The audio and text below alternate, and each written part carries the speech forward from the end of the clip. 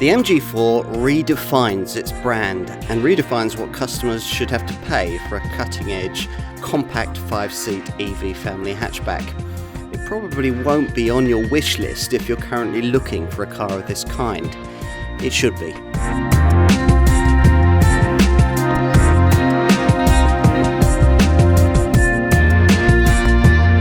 For the first time in its long history, MG is a proper mainstream player. Proper in terms of sales, it's currently outselling brands like Mini, Skoda and Land Rover, and proper in terms of product, or at least in terms of this one, the MG4. The company calls this compact, full EV hatch a disruptor, offering much more for much less, and that's exactly what it is. For less than the cost of an EV Super Mini, here's an all-electric family car that makes similarly priced rivals look hopelessly overpriced. With new Chinese-era MGs of the past, there would have been a caveat to come at this point, or several. Cheap build quality, dull road manners, naff interior plastics, and in the case of an EV, feeble driving range. None of which, on paper at least, seem to apply to the MG4, the first of several future models from the brand to use the sophisticated, all-new modular scalable platform that in coming years will transform what we can expect from the marque. If you're about to sign for a Volkswagen ID3 or a Kia Niro EV, stop and watch this film first. The usual thorough car and driving road test.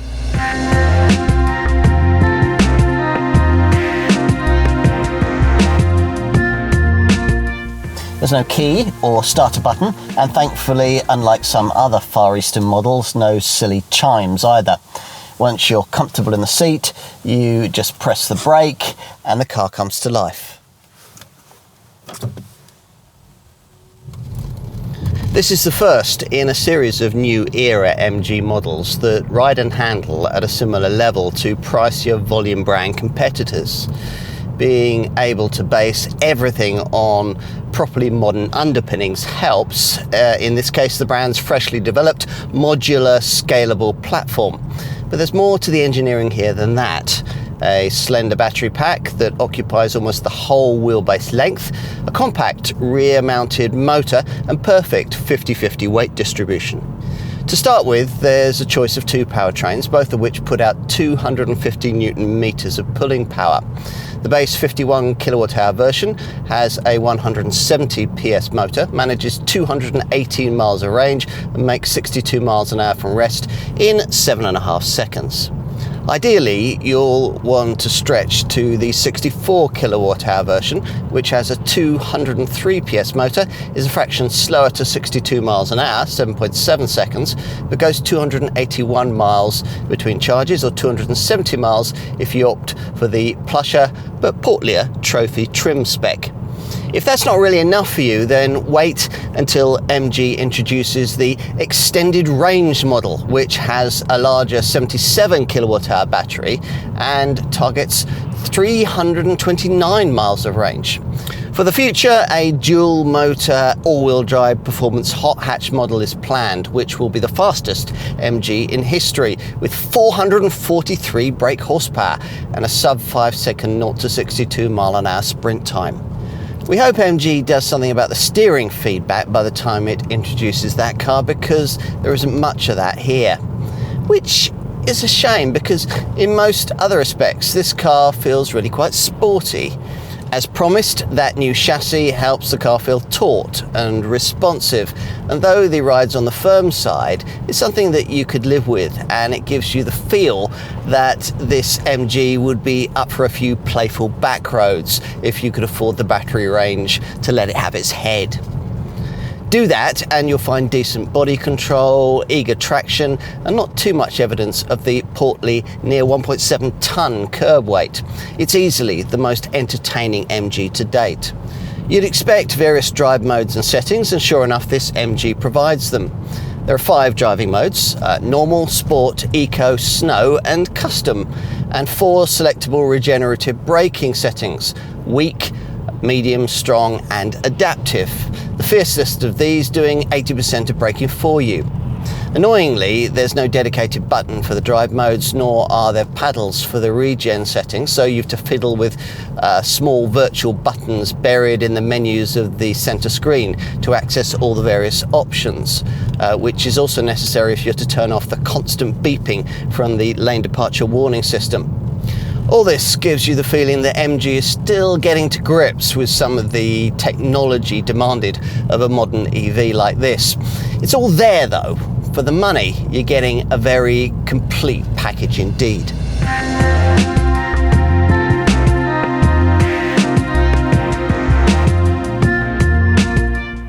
Did you ever imagine an MG might look like this?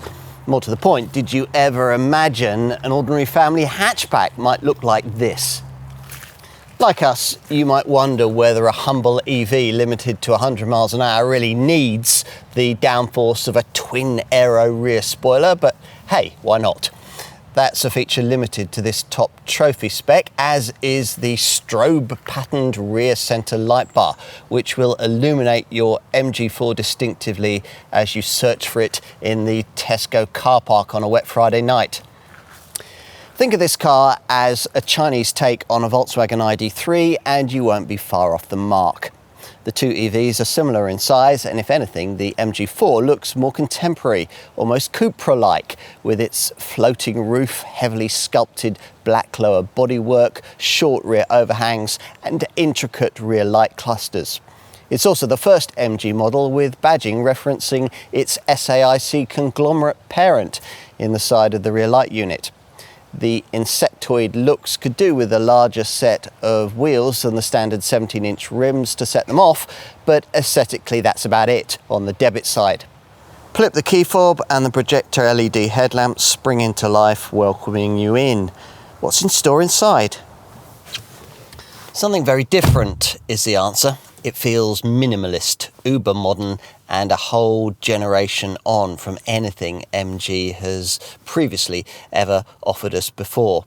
At first glance, there's a curious and slightly over large steering wheel, flat topped and bottomed, through which you view a 7-inch instrument screen, plus a centre floating 10.25-inch infotainment display, and not a lot else. The interior look lacks the bright and cheery feel of an ID.3, and you could nitpick about some aspects of plastics quality, but overall the design here lacks little in either ambition or execution.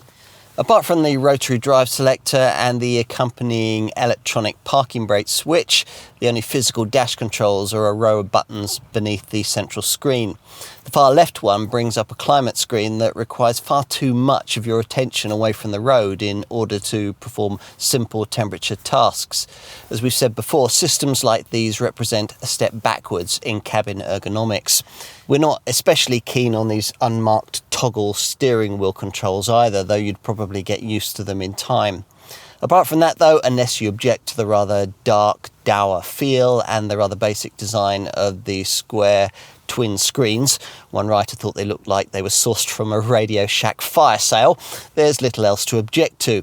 Stretch to this top-of-the-range trophy version, as many customers will, and you're properly spoiled too. Check our market and model range section for information on that.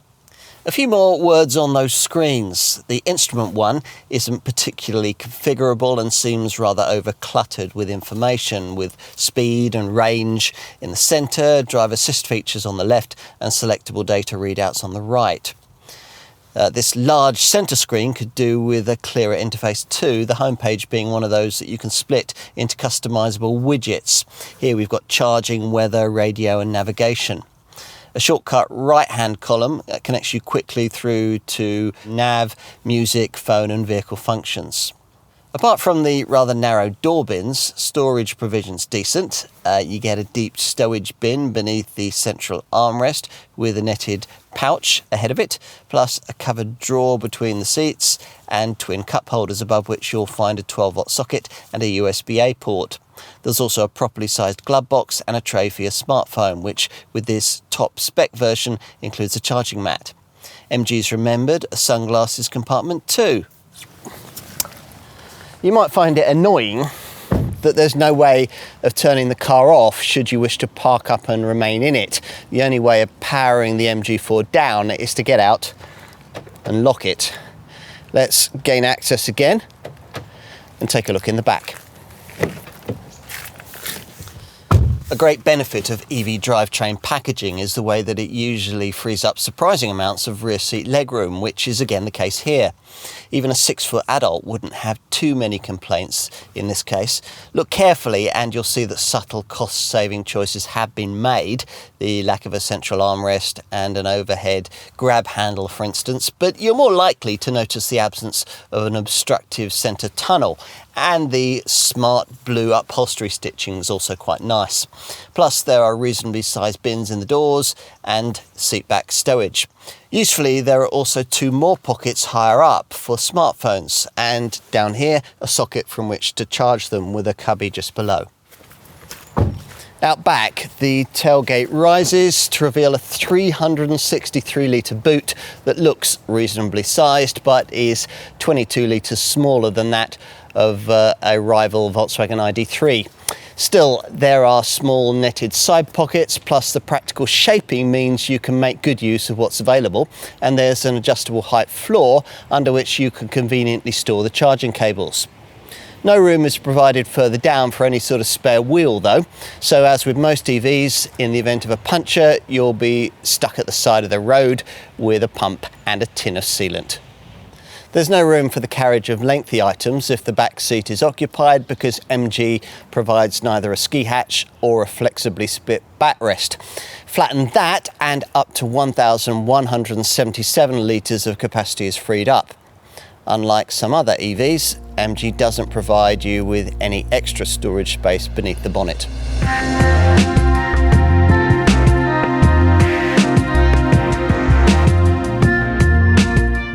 From the launch of this car, and at the time of this test in autumn 2022, prices started from around £26,000, which gets you the MG4 EV in base SE form. A variant available with either standard range or, for £1,500 more, long-range batteries.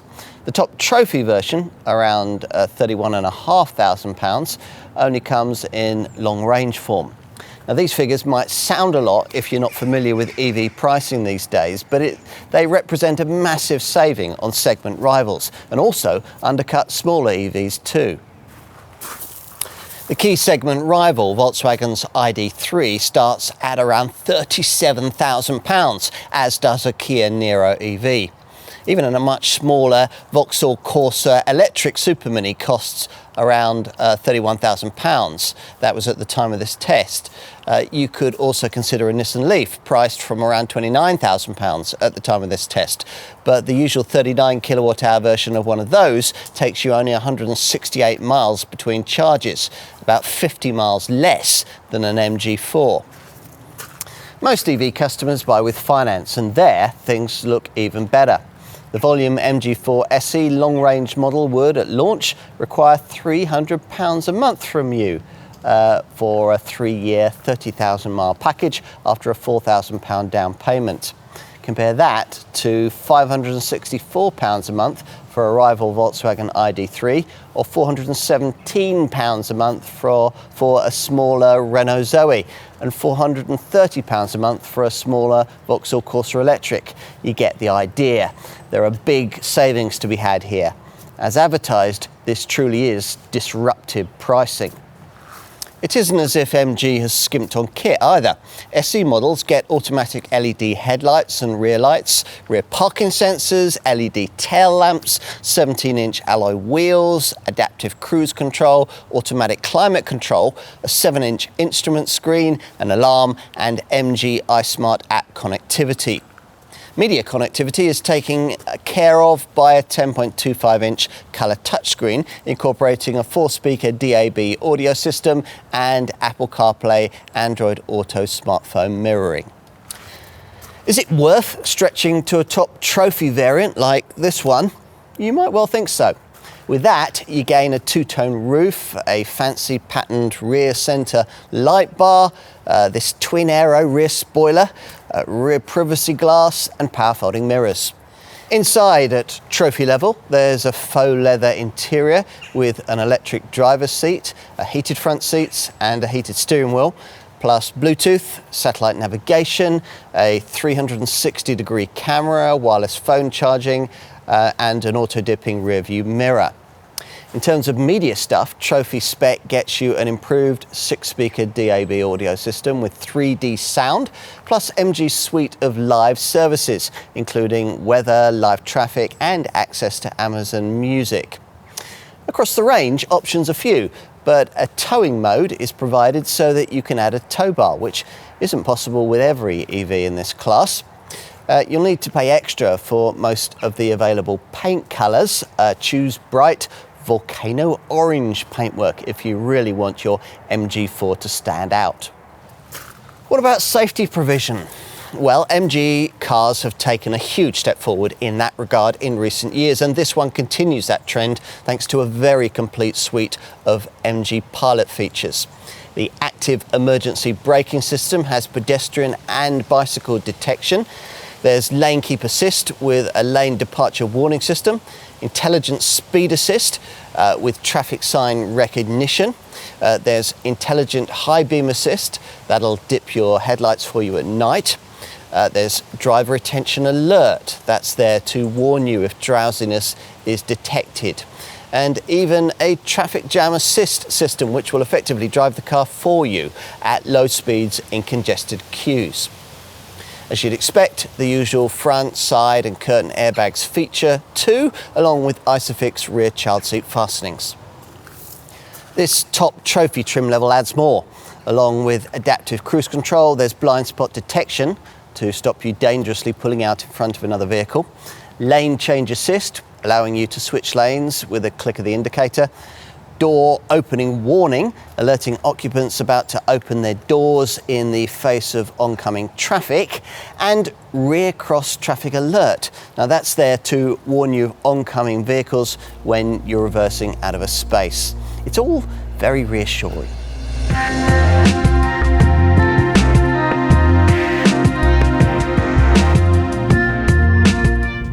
Now earlier we gave you the driving range figures, 218 miles for an 𝗙cie 51 kWh model, 281 miles for an 𝗙cie long range 64 kWh version, and 270 miles for a Trophy 64 kWh top variant, with the promise of 329 miles for the future 77 kWh extended range derivative. To give you some perspective on that, we'll tell you that a rival 58 kWh Volkswagen ID.3 manages 265 miles of range, while the 64.8 kWh battery of a rival Kia Niro EV takes it 285 miles. So MG's right up at the prevailing class standard with these figures. To achieve them, you will of course need regularly to activate the provided eco driving mode and maybe also select the available energy saving mode from the center screen, which moves all of the car systems to their most efficient settings. To eke out battery mileage, you'll also have to get familiar with the regenerative braking modes and regularly use the fiercest strong. MG quotes a combined driving efficiency figure of between 3.6 and 3.8 kilowatt-hour and between 4.9 and 5.2 kilowatt-hour in town. Now we've been getting up to 4.2 miles per kilowatt-hour from this long-range model throughout our test, which is very class competitive and works out to an actual real-world range of 259 miles. Aerodynamics are key here, of course, hence the importance of the active grille system, which regulates airflow at the front of the car. You'll want to keep an eye on the EV section of the center monitor, badged charging. This initially connects you through to a screen showing available range and percentage battery use. From there, you can switch to an energy consumption display, giving you three options: an energy flow monitor, a circular regen benefit meter showing how much energy you've been harvesting, and an energy consumption graph. As for charging the battery, well, the 64 kilowatt-hour long-range variant, 61.7 kilowatt-hour usable, that most will want equals the same charging speed that you get with a rival Volkswagen ID.3, accepting rates of 135 kilowatts. But bear in mind that figure falls to 117 kilowatts with 51 kilowatt-hour standard range model, which has 50.8 kilowatt-hours of usable battery capacity. Connect up this long-range model to a 150 kilowatt public charger, and that's enough to replenish the battery from 10 to 80% in 35 minutes, 39 minutes for the standard range version. Most of the time, of course, you'll be charging from home using a conventional 7.4 kilowatt garage wall box. The standard range model needs 8 hours, 15 minutes for a full charge. It'll be 10 hours for this long range version. You can preset charging times via the center screen or by using the provided MG iSmart app. You might worry about depreciation from a budget brand like MG. Actually, the opposite is true. Industry experts reckon that this MG4 in volume SE long-range form will retain up to 64.6% of its value after 3 years, which is similar to the return you'd get from premium brands like Tesla, Porsche and Land Rover. Even the top trophy version will retain 61% of its original cost. And if that doesn't convince you, then the comprehensive and transferable 7-year, 80,000 mile warranty just might. Insurance groups start at 27D for the base 51 kilowatt hour SE model. It's 28D for the 64 kilowatt hour SE variant and 29D for this top trophy 64 kilowatt hour MG4. Service plans are available, including full AA roadside assistance and costing from around £6 a month, with repayments spread over 2 to 5 years. Like all zero emissions EVs, it also avoids the London congestion charge, and your benefit in kind taxation will be rated at a super low 2%.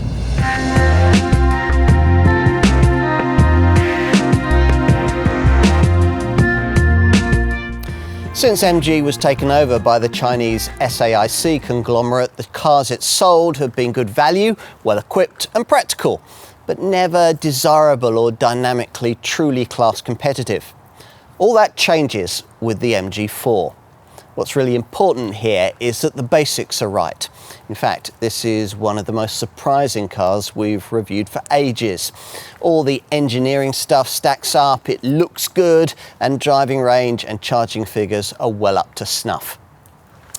Yes, throughout this test we've criticised a few detail things, the rather sombre cabin, a few infotainment issues and a lack of cornering feel from the steering rack. But these are the kind of issues a quality European brand could probably fix in a couple of afternoons. And anyway, you'll forget all that when you find that this car costs up to £10,000 less than some of its obvious rivals, is better equipped and comes with a 7-year warranty. After trying an MG4, you may well still decide you want a better-known segment rival. But make no mistake, if you're choosing an EV in this class, try one, you must.